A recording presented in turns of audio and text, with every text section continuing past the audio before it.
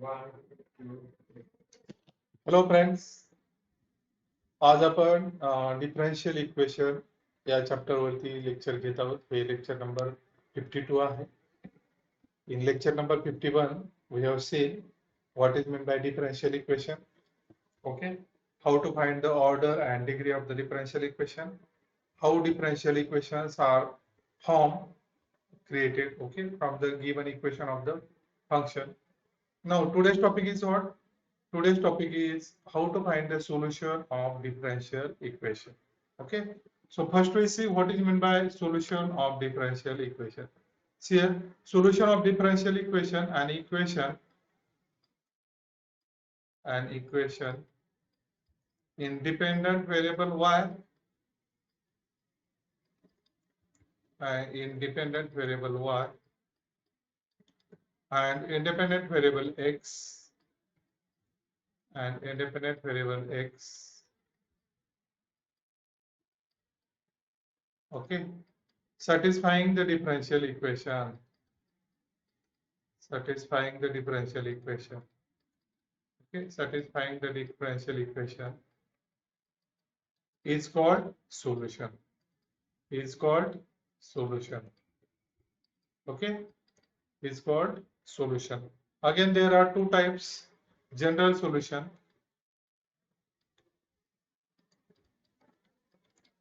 General solution. The order of differential equation. If the order of differential equation is equal to number of constants, okay, then solution is called general solution. Then solution is general. Means if the differential equation contains arbitrary constant, if the solution contains arbitrary constant, we say that it is general solution. Okay, what is meant by particular solution? A solution where arbitrary constants are replaced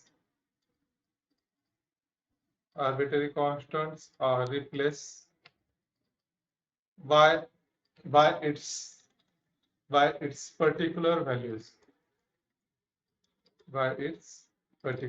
Okay, so solution of the differential equation means it is the equation in dependent variable y and x which satisfy the given differential equation, and there are two solutions: general solution, particular solution. If the solution contains arbitrary constant c वगैरह, then it is called general, and if we calculate the value of c and put there, it is called particular solution. Okay, so let us take one example. If we say that this is the y is equal to a cos x plus b sin x. Okay, and this is the differential equation: d square y upon dx square plus y is equal to 0. हे याचं solution आहे का नाही check करूया. कसं check करणार पहा. हे y जे आहे ह्या y वरून सेकंड ऑर्डर डेरिव्हेटिव्ह फाइंड करा आणि इथे टाका. जर आपल्याला लेफ्ट हँड साइडच्या डिफरन्शियल इक्वेशन मध्ये टाकल्यानंतर राईट हँड साइड मिळाली डिफरन्शियल इक्वेशनची, तर आपण म्हणू शकतो हे याचं सोल्युशन आहे.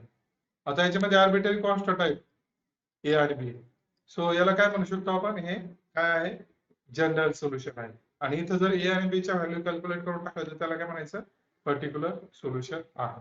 Okay, so verify this is solution or not. कसं व्हेरीफाय करणार पहा.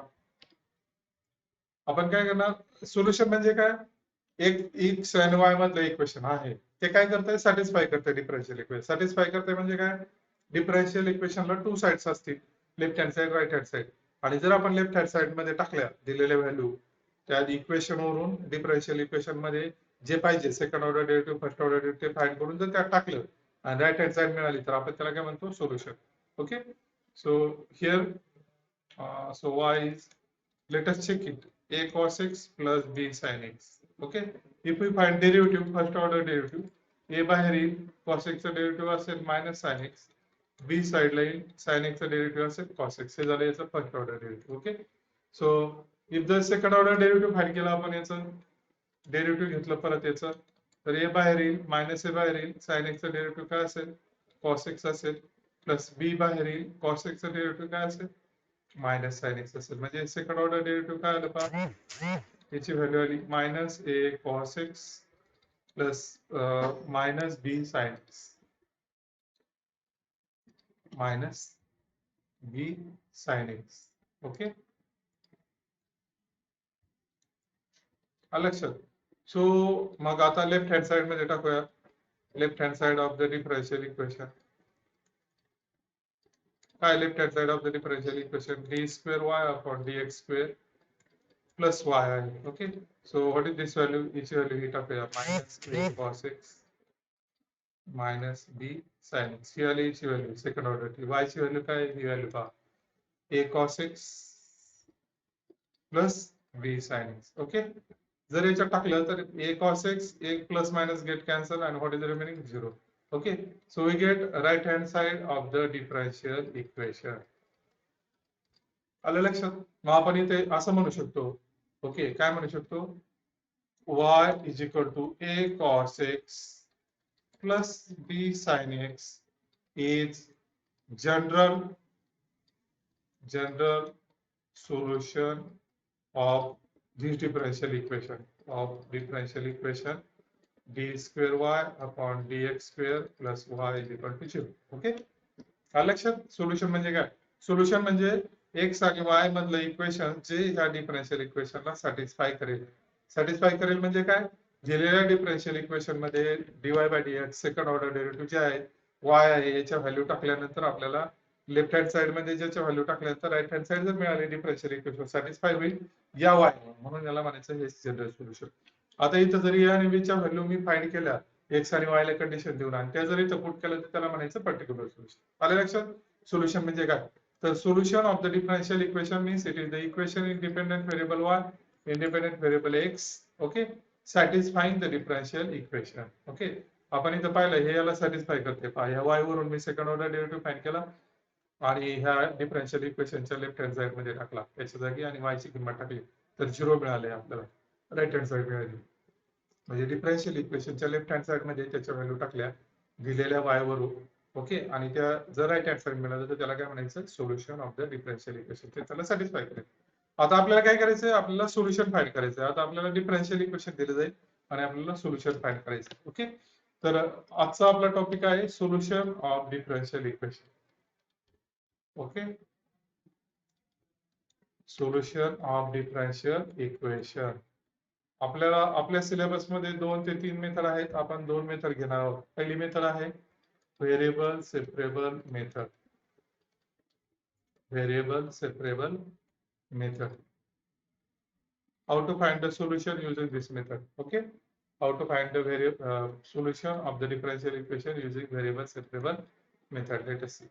पहा या सेपरेबल याच्यामध्ये काय करायचं आपल्याला? पहा दिलेल्या डिफरन्शियल इक्वेशन मध्ये जेवढे x असणारे टर्म्स आहेत ते आपण dx ला अटॅच करणार. कशाला अटॅच करणार? dx ला. आणि जेवढे y असणारे टर्म्स आहेत ते आपण कशाला अटॅच करणार? dy ला अटॅच करणार आणि मग इंटिग्रेशन घेणार. ओके, फॉर एक्झाम्पल सपोज घेऊया solve the differential equation. Solve the differential equation. समजा प्रॉब्लेम असा आहे, प्रॉब्लेम आहे पहा dy by dx is equal to e raised to 2x e raised to y. Okay, पहा आता हे जे डिफरन्शियल इक्वेशन दिसतंय तुम्हाला हे गिवन डिफरन्शियल इक्वेशन आहे आणि आपल्या सिलेबस मध्ये first order first degree differential इक्वेशनचं सोल्युशन आहे. हा okay, given differential equation dy by dx is equal to e raised to 2x e raised to y e raised to 2x आहे. पहा मग इथं x असणारं टर्म कुठलं आहे? कुठलं आहे? हे x असणारं term e raised to 2x. y असणारं हे. मग आपण काय करणार? पहा याला आधी असं लिहिणार. पहा dy is equal to e raised to 2x into e raised to y dx. हा dx डिवाइड इकडे आला मल्टिप्लाय. आता पहा dx ला अटॅच असणारं x चं टर्म आलंय. हे x चं टर्म आहे, हे y चं टर्म आहे. हे y चं टर्म आपल्याला इकडे आणायचं इकडे. ओके, कारण व्हेरिएबल सेपरेबल म्हणजे काय? x चे सगळे टर्म्स dx ला अटॅच करा, y चे सगळे टर्म dy ला अटॅच करा आणि मग इंटिग्रेशन फाइंड करा. इंटिग्रेशन फाइंड केलं की आपल्याला काय मिळतंय? सोल्युशन मिळतंय. Okay, solve the differential equation means find the solution of the differential equation. पहा हे x चं टर्म आहे, ऑलरेडी dx ला अटॅच आहे. आपल्याला हे टर्म नको आहे, हे एक टर्म इकडे आणायचं. म्हणून काय करूया, divide both sides by e raise to Y.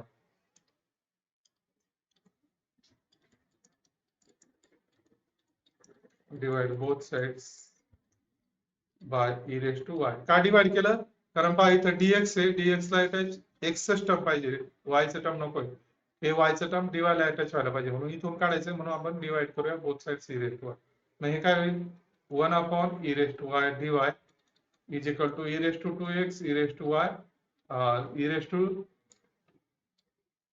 e raised to 2x dx. Okay, मग यालाच आपण असं लिहू शकतो, e raised to minus y dy is equal to e raised to 2x dx. Okay, याला म्हणायचं व्हेरिएबल सेपरेबल फॉर्म.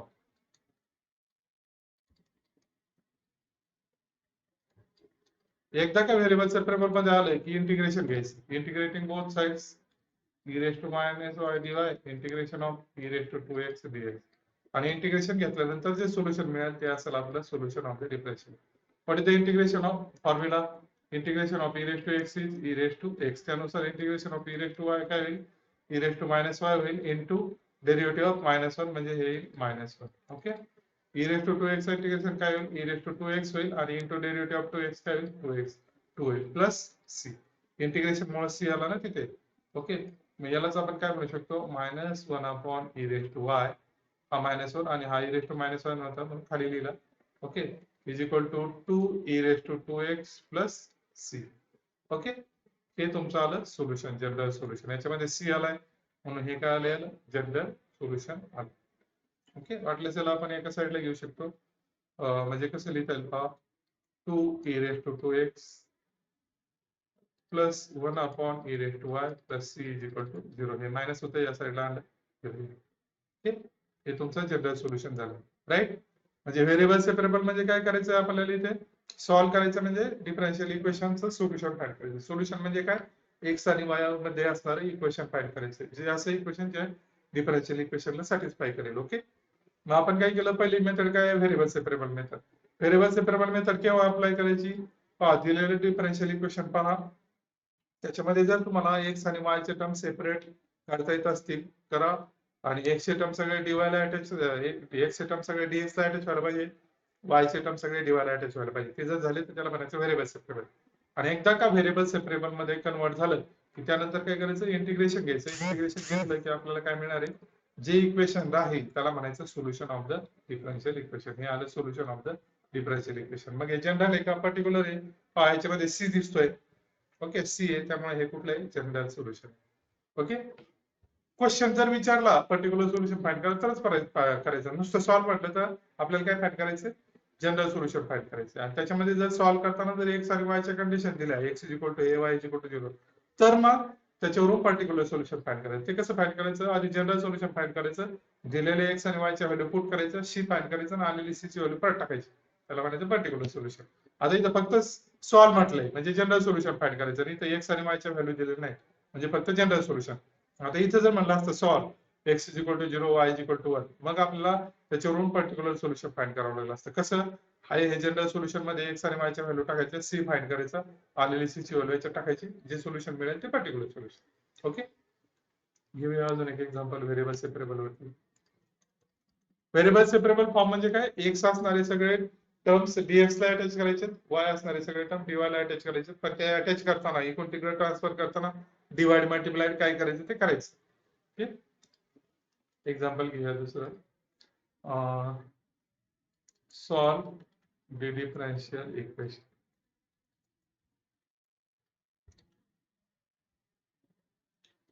पुढचा problem दिला आहे, dy by dx is equal to 3x square e raised to -1. Okay, आता हे dx इकडे घेऊया आपण.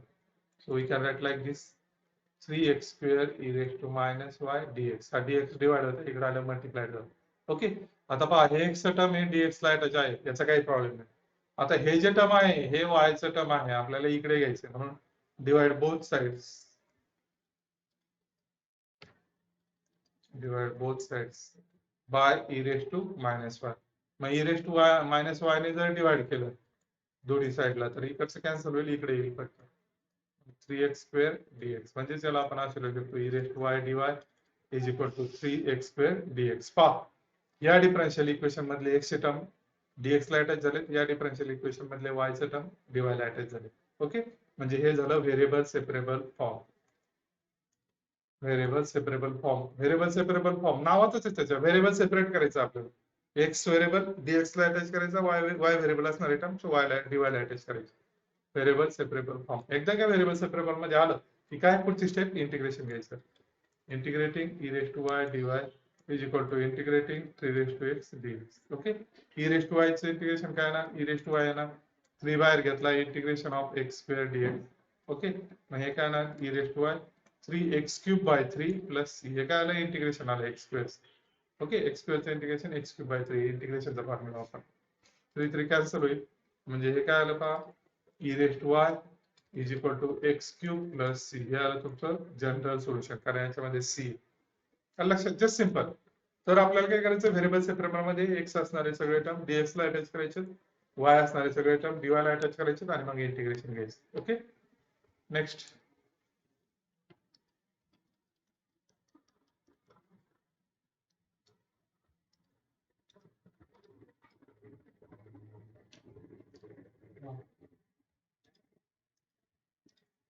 Solve the differential equation. Solve the differential equation. Okay. Dy by dx is equal to y plus 1 upon x minus 1. याला आपण असं लिहू शकतो पहा, dy is equal to y plus 1 upon x minus 1 dx. हे dx डिवाइड होते, इकडे आल्यावर मल्टिप्लाय. आता पहा, हे x टर्म आहे, हे पूर्ण x टर्म आहे, dx ला अटॅच आहे, हे y टर्म आपल्याला काढायचे, इकडून काढायचे, इथे नको, इकडे आणायचं. मग डिवाइड करूया बोथ साइड्स.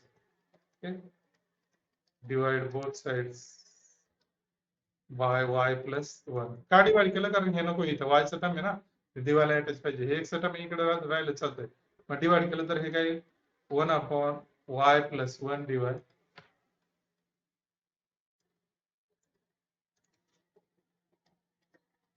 ओके, इकडचं कॅन्सल होईल, हे 1 upon x minus 1 dx. आलं का, व्हेरिएबल सेपरेबल y असणारे टर्म्स dy ला अटॅच झाले, x असणारे dx ला अटॅच झाले, व्हेरिएबल सेपरेबल झालं. आता इंटिग्रेशन घेऊया. 1 upon y plus y dy is equal to integration of 1 upon x minus 1 dx. हे काय मग, log of y plus 1 is equal to log of x minus 1. आता log हे c सोडून जर सगळे टर्म लॉग मध्ये आले तर c ला पण काय लिहायचं, log of c लिहायचं. ओके, चालतंय, काहीच प्रॉब्लेम नाही. कॉन्स्टंट आहे c, याचा लॉग जरी घेतला तर कॉन्स्टंटच व्हॅल्यू येणार आहे.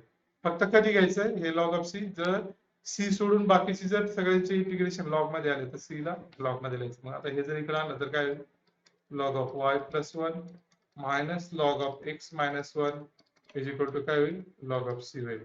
असं का करायचं मी सांगतो पहा.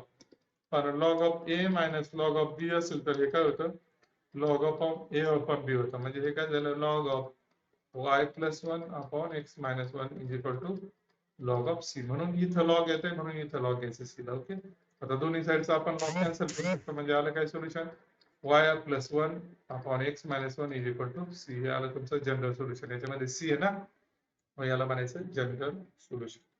आले लक्षात. व्हेरिएबल सेपरेबल, x असणारे सगळे टर्म्स dx ला अटॅच करायचे, y असणारे सगळे टर्म dy ला अटॅच करायचे, त्यानंतर इंटिग्रेशन घ्यायचं. ओके, अजून एक एक्झाम्पल घेऊया व्हेरिएबल सेपरेबल वरती.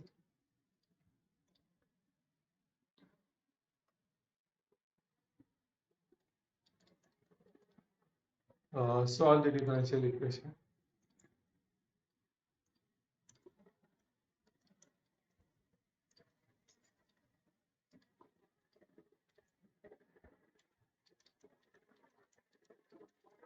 Solve the differential equation.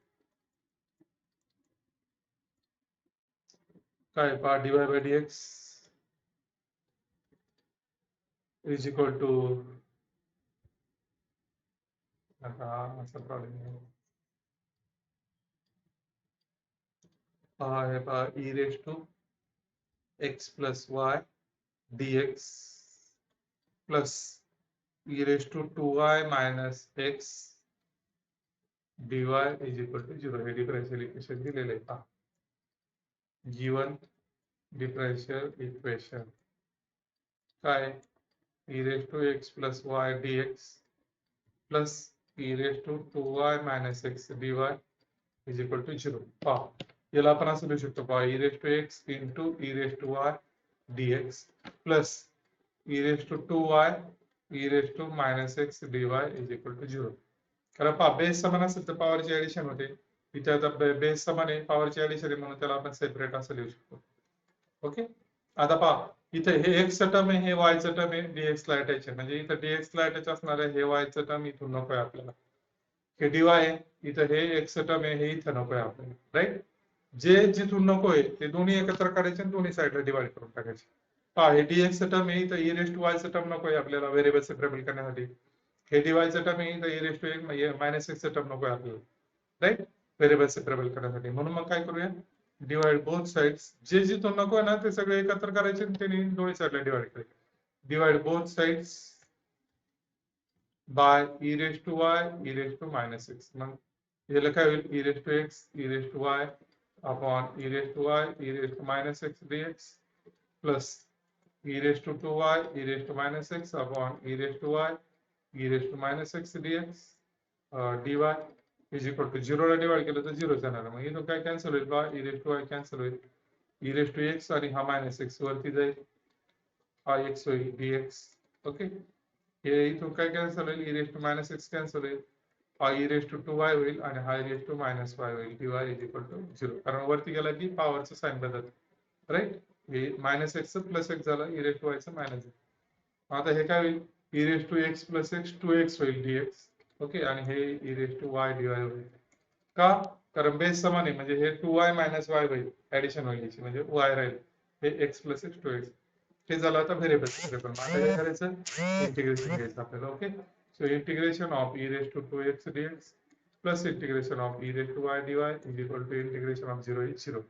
What is the integration of e raised to 2x? It is e raised to 2x into divided by 2. Divided by 2. Okay, plus e raised to y is equal to 0. हे आलं तुमचं solution. का आला divide 2? का झालं, कारण x चा coefficient आहे, x च्या कोएफिशियंटने काय होतं, डिवाइड होतं, डेरिव्हेटिव्ह घेताना मल्टिप्लाय होतं, माहिती आहे ना. e raised to y चं integration e raised to y च राहील विथ रिस्पेक्ट टू dy पण. इथं जर dx आला असतं तर मग dy by dx झालं असतं. राईट, हे तुमचं आलं जनरल सोल्युशन. आलं लक्षात? ओके, अशा पद्धतीने आपण व्हेरिएबल सेपरेबल फॉर्मचा यूज करून हे एक्झाम्पल सोडू शकतो. आलं लक्षात? तर आपण काय पाहिलं आज, सोल्युशन म्हणजे काय. सोल्युशन म्हणजे काय, एक्स आणि वाय मधलं इक्वेशन असतं जे डिफरन्शियल इक्वेशनला सॅटिस्फाय करतंय. जनरल सोल्युशन, पर्टिक्युलर सोल्युशन पाहिले आपण. त्यानंतर व्हेरिएबल सेपरेबल मेथड पाहिली. व्हेरिएबल सेपरेबल मेथड म्हणजे काय, दिलेल्या डिफरन्शियल इक्वेशन मध्ये आपल्याला एक्स चे सगळे टर्म dx ला अटॅच करायचे, y चे सगळे टर्म dy ला अटॅच करायचे. मग इकडची इकडं अंतरा डिवाइड करा, मल्टिप्लाय करा, काय ते प्रोसिजर असेल ते करायचं. ओके, आणि एकदा का ते अटॅच झाले की मग इंटिग्रेशन घ्यायचं. इंटिग्रेशन घेतलं की आपल्याला जे राहील ते जनरल सोल्युशन. ओके, हा पहिला एक्झाम्पल घेतला आपण.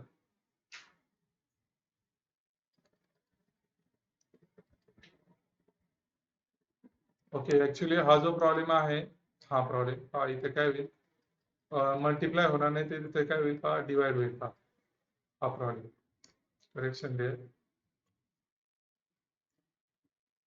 ओके, हे व्हेरिएबल सेपरेबल झाल्यानंतर काय होईल, याला करेक्शन करूया आपण.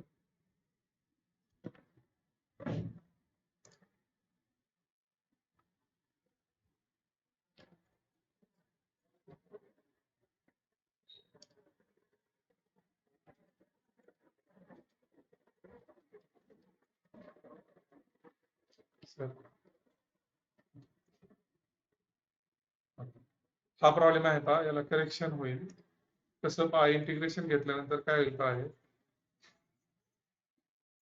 डेरिव्हेटिव्ह घेतल्यानंतर मल्टिप्लाइड होतं कोएफिशियंटने एक्सच्या, आणि इंटिग्रेशन घेतल्यानंतर काय होतं, डिवाइड होतं. म्हणजे हे काय होईल पहा, e raised to minus y upon -1 होईल y चा कोएफिशियंट इज इक्वल टू हे काय होईल, e raised to 2x upon 2y plus c. Okay, कारण डेरिव्हेटिव्ह घेतल्यानंतर x चा जो कोएफिशियंट आहे त्याने मल्टिप्लाइड होतं आणि इंटिग्रेशन घेतल्यानंतर काय होतं, डिवाइड होतं. म्हणजे हे काय आलं, 1 upon e raised to y होईल minus is equal to e raised to 2x by 2 plus c. Okay, आणि मग हे जर या साईडला आलं मायनस, हे मायनसचं मायनस झालं, हे 1 खाली घेतल्यामुळे e raised to y झालं प्लस. हे या साईडला आलं तर काय येईल पहा, e raised to 2x by 2 plus 1 upon e raised to y plus c is equal to 0. हे या साईडला आलं त्यामुळे मायनस काय झालं प्लस झालं. हे आलं तुमचं सोल्युशन राईट. हे करेक्शन केलं आपण प्रॉब्लेम. ठीक आहे. तर व्हेरिएबल सेपरेबल मध्ये काय करायचं असतं आपल्याला फक्त व्हेरिएबल एक्स आणि वाय चे जे व्हेरिएबल आहेत ते काय करायचे असतात सेपरेट करायचे असतात. एक्स चे व्हेरिएबल डीएक्स ला अटॅच करायचे, वाय चे व्हेरिएबल डीवाय ला अटॅच करायचे, मग इंटिग्रेशन करायचं. हे आपण काही प्रॉब्लेम्स घेतलेले आहे. लक्षात. आणि मग इंटिग्रेशन वापरलं. ओके. तर आपण पुढची मेथड घेऊया. त्या मेथडचं नाव आहे पहा लिनियर डिफरन्शियल इक्वेशन. कसं ओळखायचं दिलेलं डिफरन्शियल इक्वेशन लिनियर आहे की नाही. ओके. लिनियर डिफरन्शियल इक्वेशन कशाला म्हणायचं. लिनियर डिफरन्शियल इक्वेशन जर ह्या फॉर्म मध्ये असेल dy by dx plus py is equal to q. Okay, where p and q are functions in x. असं जर असेल तर याला काय म्हणायचं लिनियर डिफरन्शियल इक्वेशन म्हणायचं. dy by dx plus py is equal to q. For example dy by dx plus xy is equal to x square. Okay. हे आणि हे x चे फंक्शन्स आहेत. ओके. p काय झालं इथं x, q काय झाला x स्क्वेअर. हे लिनियर डिफरन्शियल इक्वेशन्स आहेत. dy by dx is equal to sin xy is equal to cos x. Okay. हे x चं फंक्शन आहे, x चं फंक्शन आहे, y ला जोडून येणारे p आणि q x चे फंक्शन आहे. dy by dx पॉवर 1 आहे, फर्स्ट ऑर्डर डेरिव्हेटिव्ह आहे, याला म्हणायचं linear differential equation of first order. Okay. मग असं जर आलं तर याचं सोल्युशन कसं फाइंड करायचं. Steps to find solution.